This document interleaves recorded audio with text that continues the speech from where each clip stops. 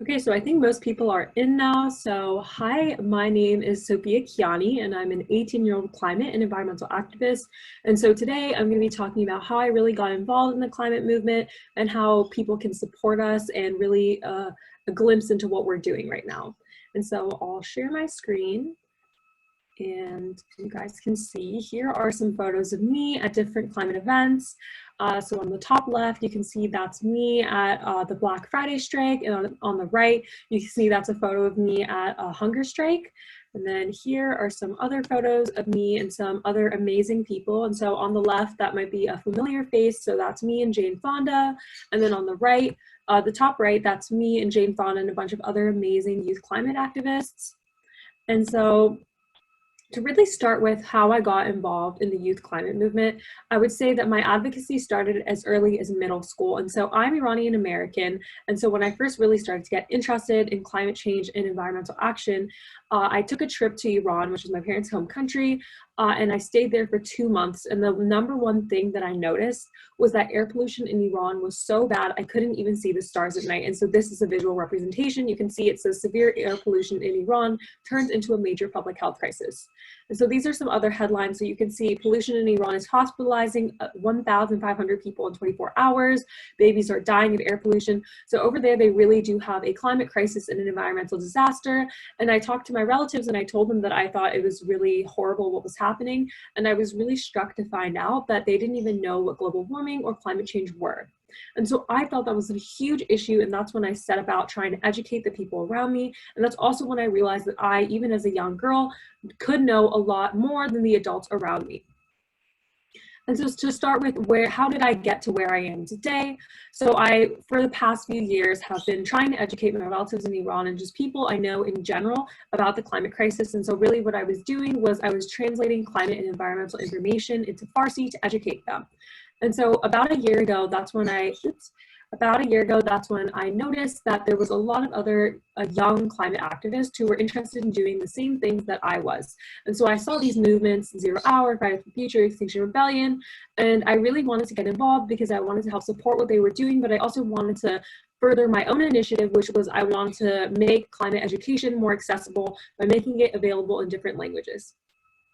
And so on the left, you can see that's the logo for This is Zero Hour. And so I'm a national partnerships coordinator for This is Zero Hour.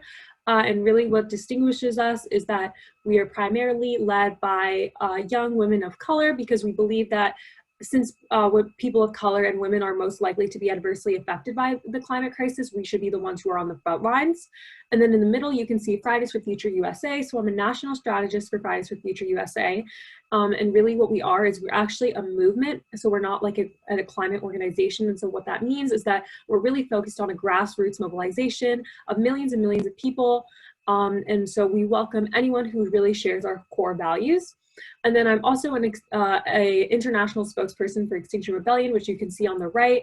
And so what distinguishes Extinction Rebellion is that we believe that we need to use nonviolent civil disobedience. So this would be akin to what you see in the civil rights era with Martin Luther King Jr., just because our whole grounding philosophy is based in this paper written by a Harvard professor that said we need to mobilize approximately 3% of the world's population in nonviolent disobedience to actually get action to be taken on the climate crisis.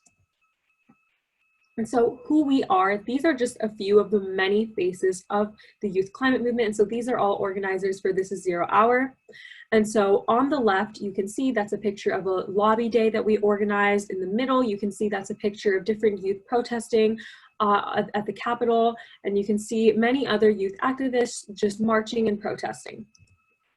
And so our guiding principles, these were modeled off of the guiding principles that This is Zero Hour adheres to. And so as a movement, we believe that those who are on the front lines of a movement should be the ones who are leading it. And what I mean by that is, so as I talked about earlier, people of color and women are the ones who are most likely to be adversely affected by the climate crisis. And so because of this, when you have these specific marginalized communities who are the ones who are really being affected, we believe that it's these communities who should be on the front lines and who should be involved in these negotiations when you really are making climate policies. And of course, we believe that youth leadership is transformational and visionary. And a lot of this is because what you need to realize is that we as youth, like, this is something that's going to affect us far beyond those in the older generation. Gen Z is going to be the one who disproportionately feels the effect of the climate crisis, which is why we really do think that we need a major stakeholder in this argument, in this discussion. So we really want a seat at the table to be able to talk to adults and to tell them why we think this is so important and why we really need to take action on the climate crisis. And so in this movement, we will be peaceful and nonviolent. And so I really do think that's important to drill and to note, just because, so for example, I work with Extinction Rebellion, and like I said, we believe in nonviolent civil disobedience.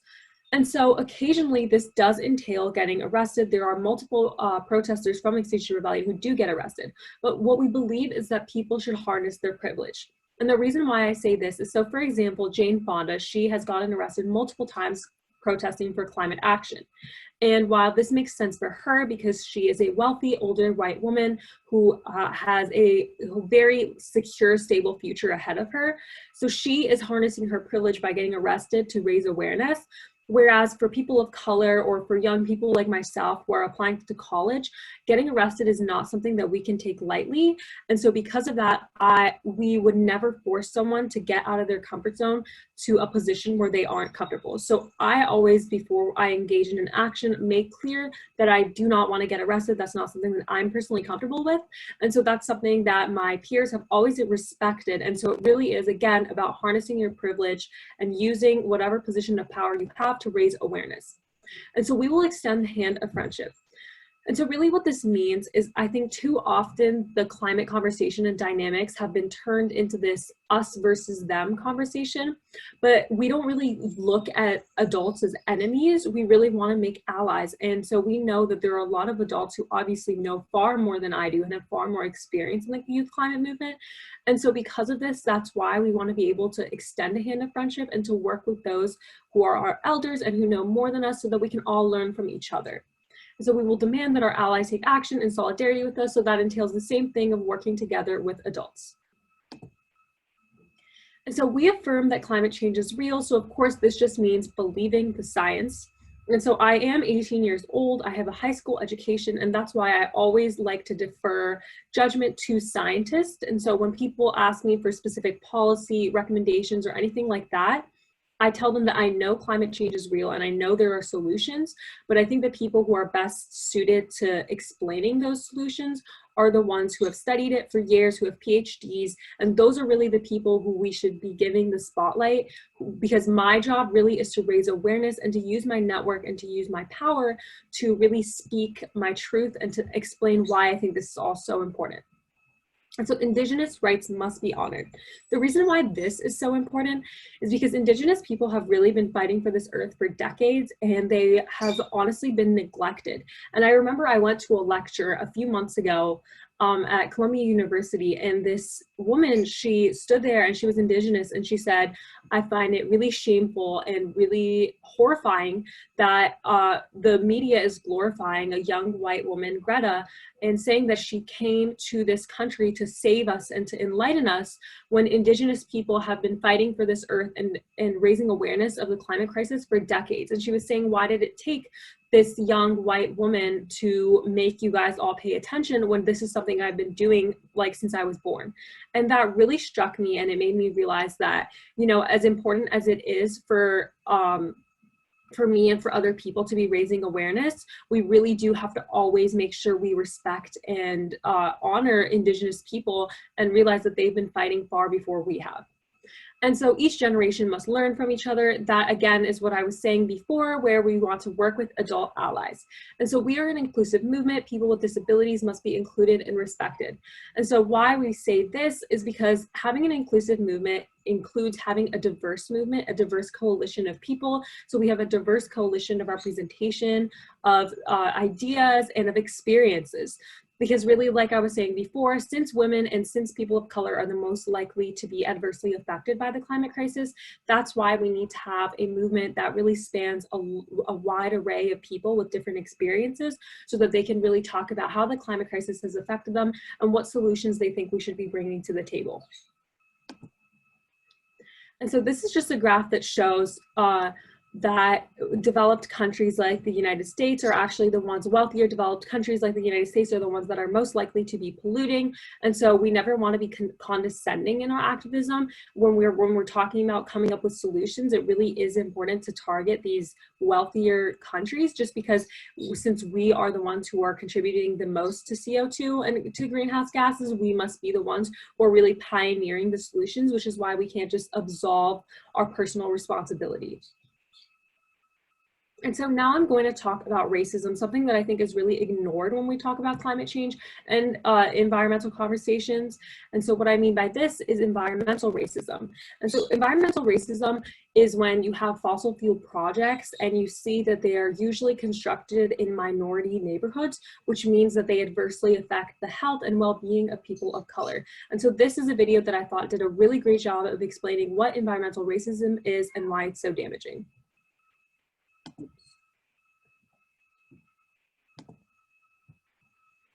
In America, air and water are separate but unequal.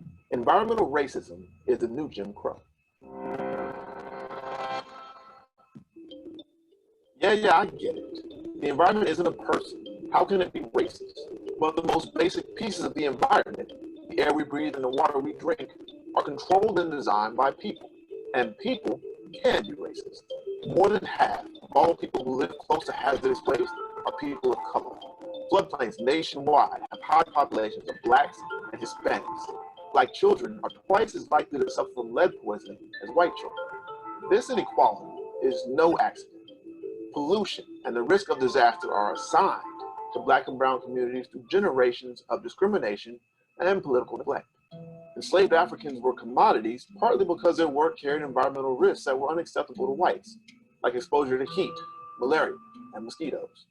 As Jim Crow laws created racial segregation, they also reinforced an environmental system that still disadvantages minorities. It's no wonder that Black and Hispanic children have the highest rates of asthma, or that hurricanes like Katrina, Sandy, and Matthew did their worst damage in communities of color.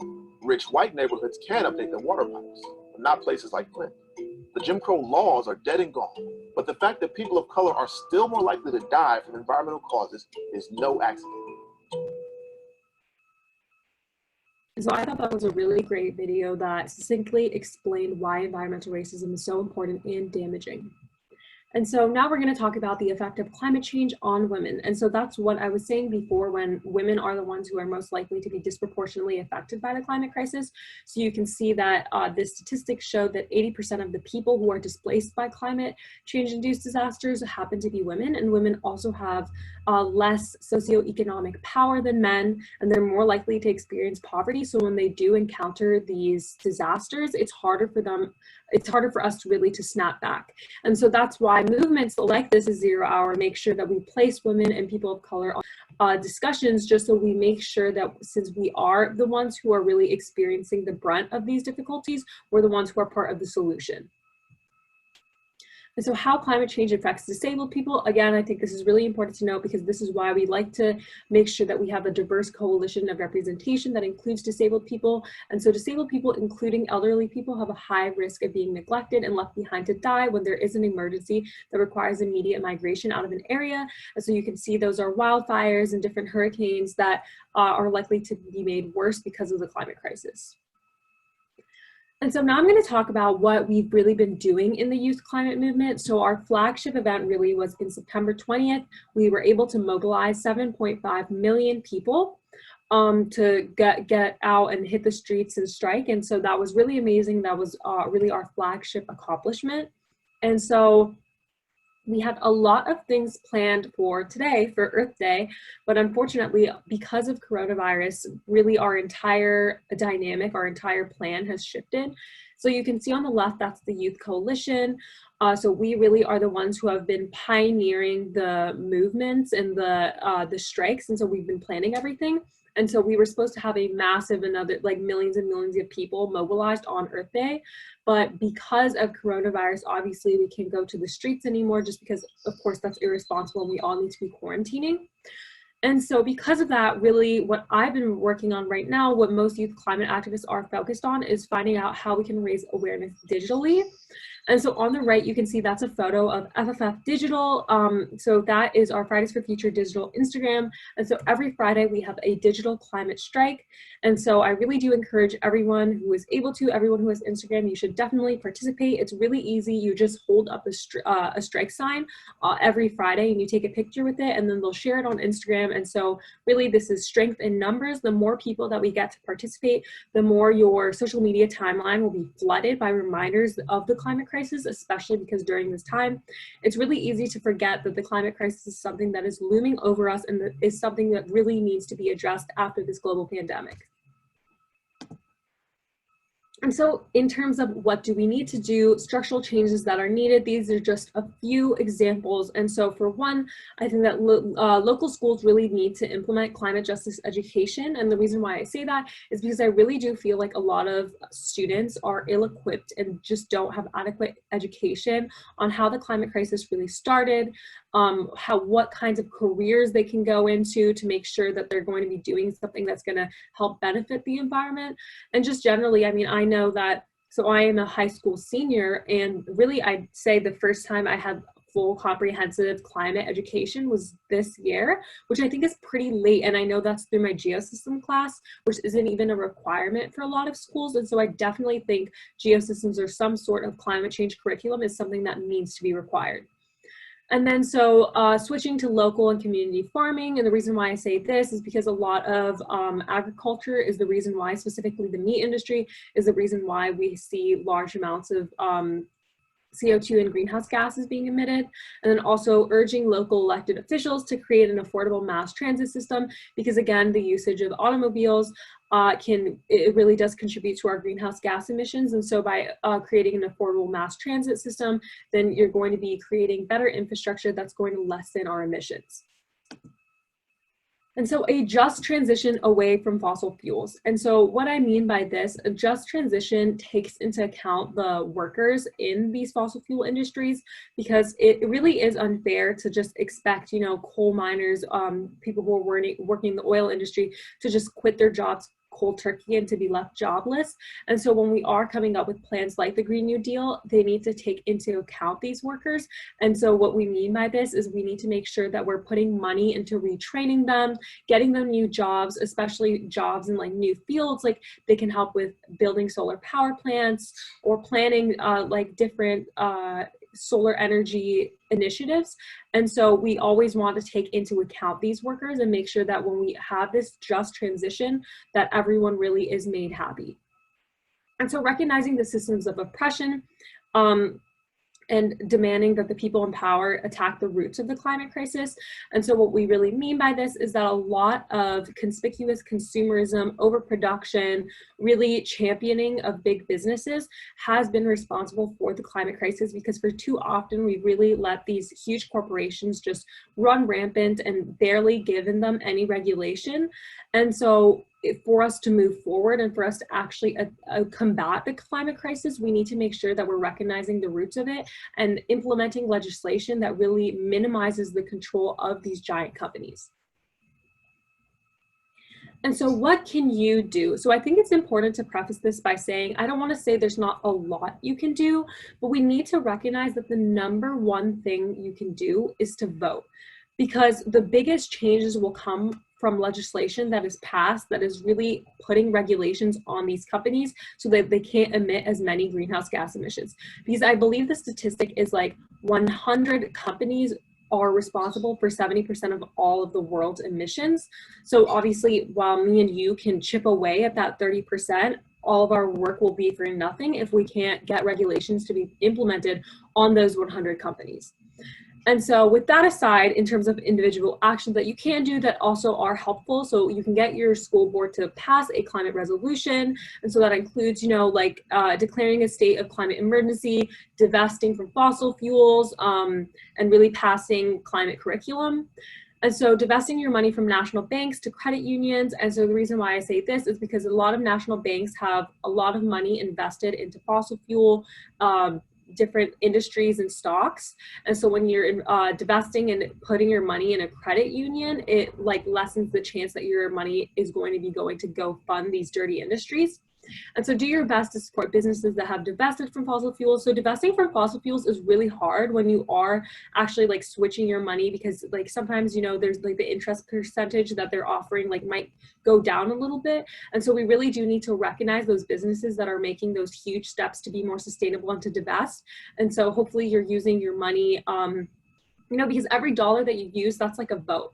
Every dollar that you're spending, you really are vouching on behalf of those companies and saying that they carry the same values that you do. And so you need to make sure that when you are doing that, like think of your dollar bill as a vote and make sure that you're voting for companies that you truly believe in.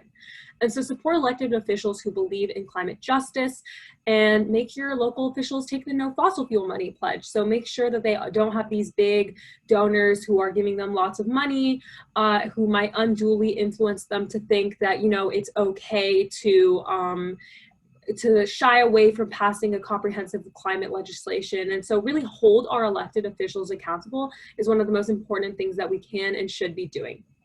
And so educate yourself and others. I mean, hello, that's what I'm doing right now. It's really easy to educate yourself. There are so many resources available online where you can learn about the climate crisis, learn about steps that you can take, and learn about why this is all so important. And then in terms of educating others, you never want to be condescending, but you know, sometimes it really does help, especially when it's coming from you and not a stranger, to your friends and family. Hey, you know, like, let's talk about climate change. Let's talk about the climate crisis. Let's talk about why this is important, how we can help support these young people who are really hitting the streets and trying to raise awareness. And yeah, so, and then in terms of like the last bullet that I really would emphasize, so start or join a local climate organization. It is really easy to get involved with different climate organizers. I know that when I first started, I started by DMing people on Instagram. It was very mundane. It was very easy. I reached out to different climate organizers. I emailed different local branches of climate organizations in my area. I live in DC. And so I would just make a simple Google search like climate organizations in my area, send them an email, volunteer, help out. You know, there's so much you can do, especially I know a lot of us have free time right now because of quarantine. There are so many ways you can virtually volunteer right now and can really make a difference and help out these climate organizations. And of course, you can also start a climate organization if your area does not have one. And so I hope this was all helpful. I think that pretty much is everything that I wanted to cover. I think we have a few extra minutes, so if anyone has any questions, I would be happy to answer them. And thank you so much for listening.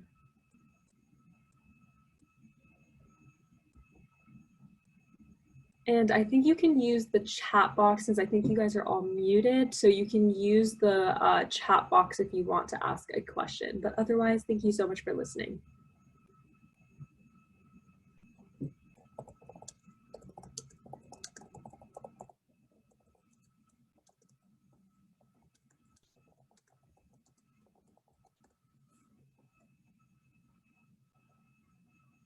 Thank you, Courtney.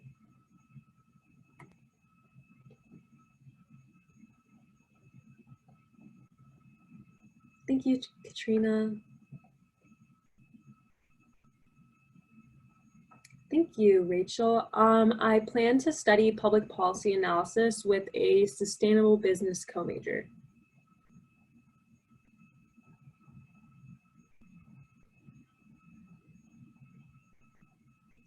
Do I have any tips for adults who don't believe in climate change?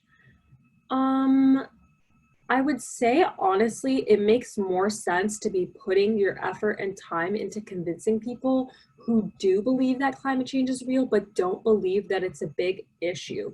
Just because I know when I've been talking to people, I've gotten so upset, and some people are just stubborn. They never will believe that climate change is real. You know, they're just too caught up in propaganda, but really you can use your time more wisely talking to people who believe in climate change, but just think that it's not a huge existential looming problem. And really, when you're giving them the facts and presenting them with evidence, then you can convince them that this is a huge problem. And then they can slowly get more involved with different climate organizations and start making the steps necessary and really voting for a candidate who believes in climate change.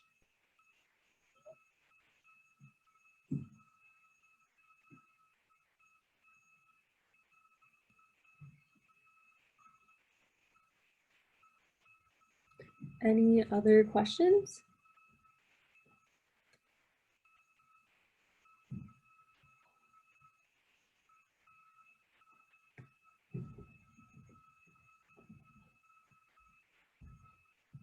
Thank you.